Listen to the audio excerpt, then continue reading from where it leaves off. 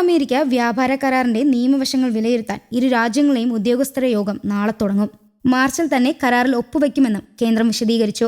അമേരിക്കയിലാണ് 3 ദിവസത്തെ യോഗം ചേരുന്നത്.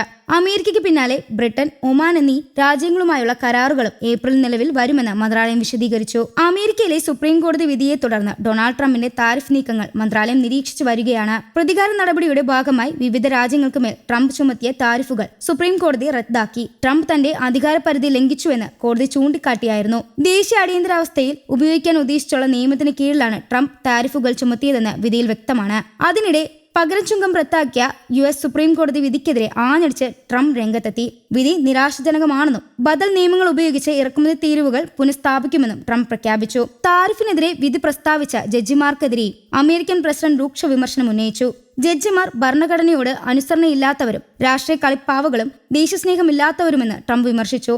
ചില വിദേശ താൽപര്യങ്ങൾ വരെ അവരെ സ്വാധീനിച്ചിട്ടുണ്ടാകുമെന്നും ഗുരുതര ആരോപണമാണ് ട്രംപ് പ്രഖ്യാപിച്ചിരിക്കുന്നത്. തീരുവകൾ ചുമത്താൻ തനിക്ക് പരമാധികാരമെന്നും ട്രംപ് പ്രഖ്യാപിച്ചു. പിന്നാലെ 5 മാസത്തേക്ക് ആഗോളതലത്തിൽ 10% അധികം തീരുവ ചുമത്തി. ഇതോടെ ഇന്ത്യക്ക് മേലുള്ള താരിഫ് 18%. കോടതി വിധിക്ക് പിന്നാലെയാണ് പ്രഖ്യാപനം. അതേസമയം പരസ്പര തീരുവ 25-ൽ നിന്ന് 18% കുറച്ചെന്ന് പകരമായി ഇന്ത്യ നേരിട്ടോ അല്ലാതെയോ റഷ്യൻ ഓയിൽ ഇറക്കുമതി ചെയ്യുന്നത് നിർത്തുമെന്ന് ഉറപ്പു നൽകിയതായി അമേരിക്ക അവകാശപ്പെട്ടു. അങ്ങനെ ഒരു തീരുമാനമില്ലെന്ന് ഇന്ത്യ വ്യക്തമാക്കിയില്ലെങ്കിലും റഷ്യൻ എണ്ണ ഇറക്കുമതിയിൽ വലിയ കുറവുണ്ടായി. അതിന്റെ മെച്ചം പ്രധാനമായും സൗദി അറേബ്യയ്ക്കും വെനിസ്വലയ്ക്കും അമേരിക്കയ്ക്കുമാണ്. ഇന്ത്യ കൂടിയ വിലയ്ക്ക് അവരിൽ നിന്ന് ക്രൂഡ് ഓയിൽ വാങ്ങുമ്പോൾ ഇന്ത്യയിലേക്ക് ഒഴുകിക്കൊണ്ടിരിക്കുന്ന സൗജന്യ നിരക്കിൽ റഷ്യ എണ്ണ ചൈന വാങ്ങിക്കൂട്ടുകയാണ്. ഡിസംബറിൽ ചൈനയുടെ റഷ്യ എണ്ണ ഇറക്കുമതി 15% കൂടിയതായി റിപ്പോർട്ടുണ്ട്. ഇന്ത്യയുടെ ഇറക്കുമതി ചെലവ് വർദ്ധിക്കുന്നു. റഷ്യൻ ക്രൂഡിന്റെ വില ബ്രെന്റൻ ക്രൂഡിനേക്കാൾ 20% കുറവായിരുന്നു.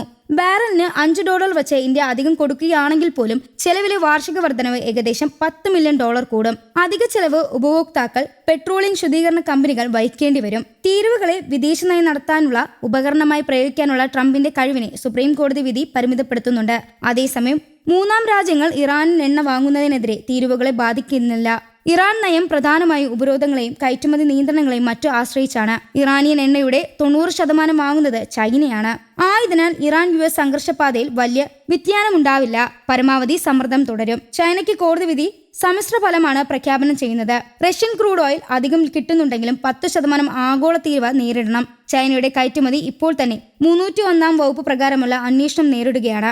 അവർ ട്രംപിന്റെ വ്യാപാര യുദ്ധത്തിലെ പ്രധാന ലക്ഷ്യമായി തുടരും. ഇപ്പോഴത്തെ അവസ്ഥയിൽ ലോകത്തെ പ്രമുഖ രാജ്യങ്ങളോട് മികച്ച ബന്ധമുള്ള പ്രധാന രാജ്യങ്ങളൊന്നാണ് ഇന്ത്യ. മോസ്കോയെ അകറ്റാതെ തന്നെ റഷ്യൻ എണ്ണയെ അമിതമായി ആശ്രയിക്കുന്നത് കുറയ്ക്കാൻ ഇന്ത്യ തയ്യാറായി. തർക്കങ്ങൾക്കിടെ തന്നെ US-ഉമായുള്ള പ്രതിരോധ ശാസ്ത്രീയ സാങ്കേതിക ബന്ധങ്ങൾ ശക്തിപ്പെടുത്തി.